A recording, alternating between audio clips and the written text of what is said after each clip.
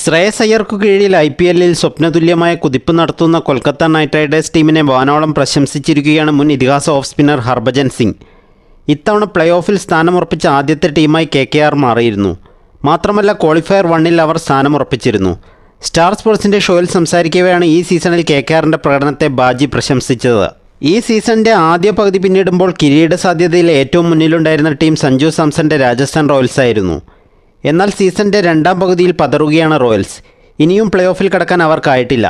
അവസാനം കളിച്ച 3 മത്സരങ്ങളിലും അവർ തോൽക്കുകയും ചെയ്തു.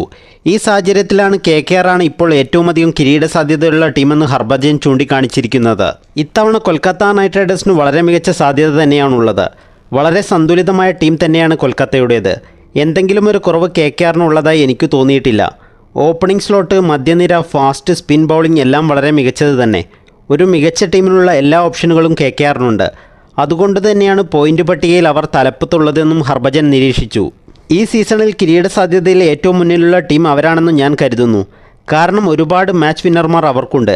എതിർ ടീമിന് വളരെ മികച്ചൊരു ദിവസമാണെങ്കിൽ മാത്രമേ KKRനെ തോൽപ്പിക്കാൻ സാധിക്കുകയുള്ളൂ. ഈ സീസണിൽ അവരെ പരാജയപ്പെടുത്തുകയെന്ന് അല്പം ബുദ്ധിമുട്ടായിരിക്കുമെന്നും എനിക്ക് തോന്നുന്നു. അത്രയും ഗംഭീരമായ ക്രിക്കറ്റാണ് KKR കാഴ്ചവെച്ചുകൊണ്ടിരിക്കുന്നതെന്നും ഹർഭജൻ കൂട്ടിച്ചേർത്തു. 13 മത്സരങ്ങളിൽ നിന്നും 19 പോയിന്റുമായിട്ടാണ് KKR തലപ്പത്തുള്ളത്. 9 മത്സരങ്ങൾ ജയിച്ച ശ്രേയസും സംഘവും വെറും 3 എണ്ണത്തിൽ മാത്രമേ തോറ്റിട്ടുള്ളൂ. GTയുമായുള്ള അവസാന മത്സരം ഫലമില്ലാതെ ഉപേക്ഷിക്കുകയും ചെയ്തു. ഇത്തവണ KKRനെ പരാജയപ്പെടുത്തിയിട്ടുള്ള ടീമുകൾ നിലവിലെ ചാമ്പ്യന്മാരായ Chennai super Kings, Rajasthan Royals, Punjab Kings എന്നിവരാണ്.